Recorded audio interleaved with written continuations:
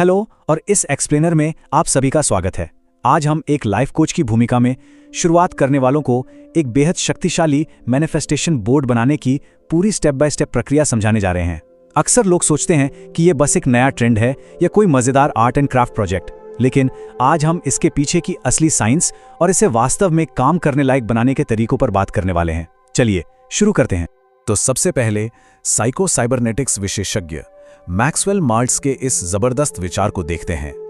इनका कहना है कि हमारा दिमाग उन्हीं तस्वीरों और विचारों पर काम करता है जिन्हें वो अवचेतन स्तर पर सच मान लेता है, और बिल्कुल यही वो मजबूत नींव है जिस पर एक सफल विजन बोर्ड काम करता है।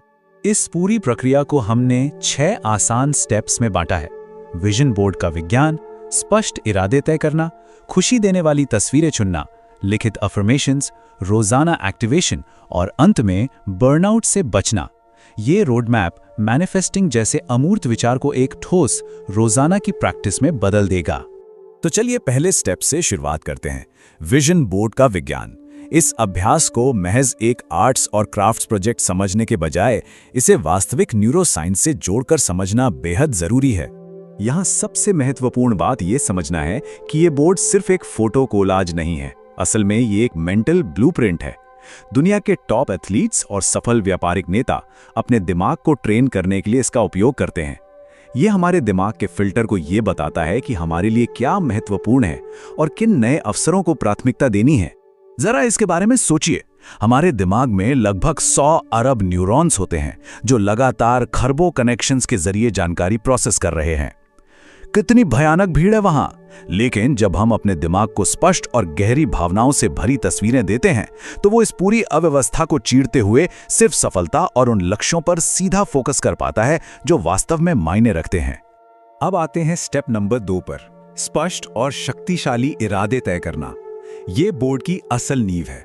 मतलब कोई भी तस्वीर या मैगजीन का पन्ना चुनने से पहले विचारों में पूरी तरह से स्पष्टता होना बहुत जरूरी है। बोर्ड का सामान इकट्ठा करने से पहले शुरुआत करने वालों को अपनी सच्ची इच्छाओं पर गहराई से विचार करना चाहिए। समाज क्या कहता है उसे भूल जाइए। स्वास्थ्य, धन और रिश्तों को लेकर आपके लिए सच्ची खुशी का असल मतलब क्या है? उन मुख्य भावनात्मक जरूरतों को पहचानना ही सबसे पहला बड़ा कदम है। और एक बात, इन इरादों को इस तरह से व्यक्त करना बहुत जरूरी है जैसे कि वो अभी इसी वक्त सच हो चुके हैं।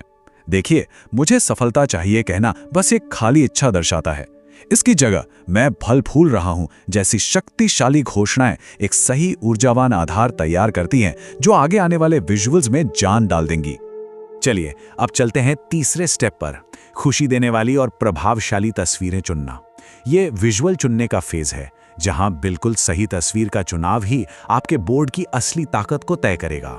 इसमें 2 अप्रोच का अंतर समझना बहुत जरूरी है। एक तरफ वो गलत तरीका है जहां हम असंबद्ध और रैंडम लग्जरी तस्वीरों से बोर्ड को भर देते हैं, और दूसरी तरफ सही तरीका है ऐसी खास तस्वीरें चुनना जो देखने पर गहरी खुशी और वास्तविक भावनात्मक जुड़ाव पैदा करती हैं। अनावश्यक तस्वीरों की अव्यवस्था से बचना यहां बहुत जरूरी है।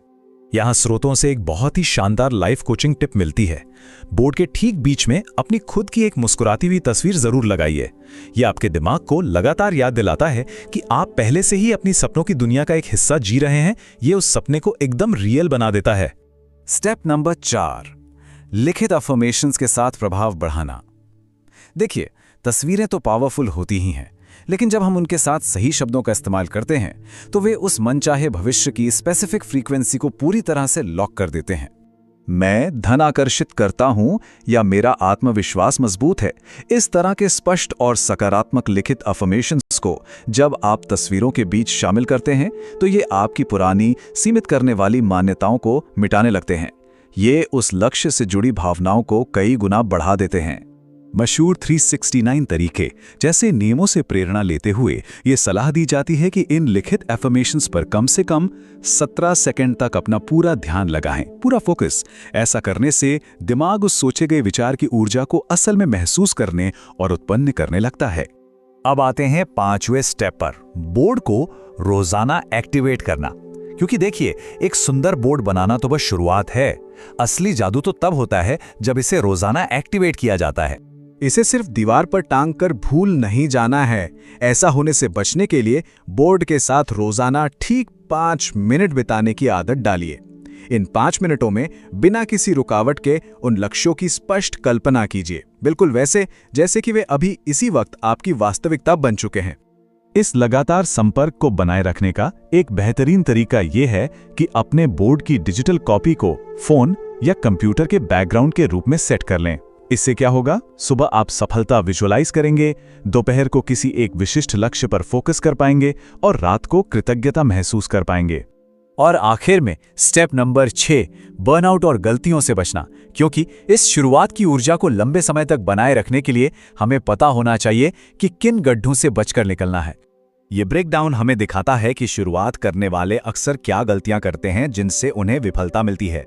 रातों रात परिणाम की अवास्तविक उम्मीदें रखने से हमेशा निराशा और बर्नआउट मिलता है। इसका समाधान क्या है?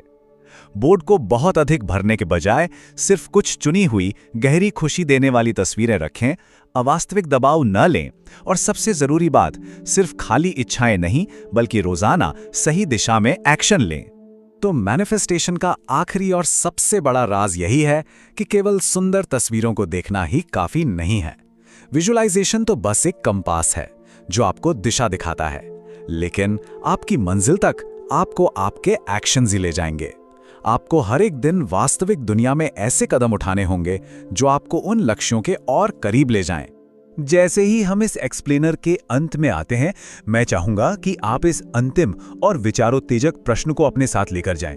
अपने इस बेहतरीन भविष्य की तरफ कदम बढ़ाने के लिए आज अभी आप कौन सा एक छोटा सा प्रेरित एक्शन ले सकते हैं? सोचिए, क्योंकि एक सपनों का जीवन बनाने की ताकत पहले से ही आपके अंदर मौजूद है।